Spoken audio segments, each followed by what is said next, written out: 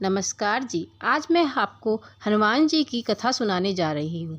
इसे हर मंगलवार को सुनना चाहिए। एक समय की बात है, एक ब्राह्मण दंपति की कोई संतान नहीं थी, जिस कारण वे बेहद दुखी रहते थे।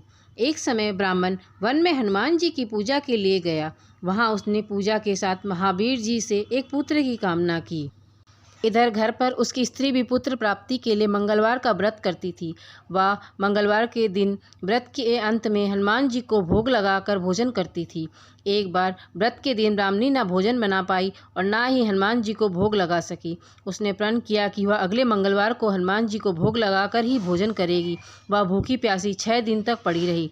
मंगलवार के दिन वह बेहोश हो गई। हनुमान जी उसकी निष्ठा और लगन को देखकर प्रसन्न हुए। उन्होंने आशीर्वाद स्वरूप ब्राह्मणी को एक पुत्र दिया और कहा कि यह तुम्हारी बहुत सेवा करेगा।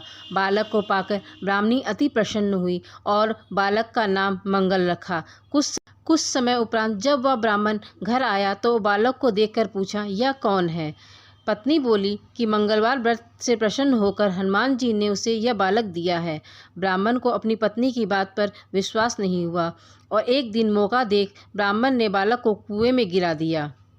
घर पर लौटने पर ब्राह्मणी ने पूछा कि मंगल कहाँ है। तभी पीछे से मंगल मुस्कुराकर आ गया। उसे वापस देखकर ब्राह्मण आश्चर्यचकित रह गया।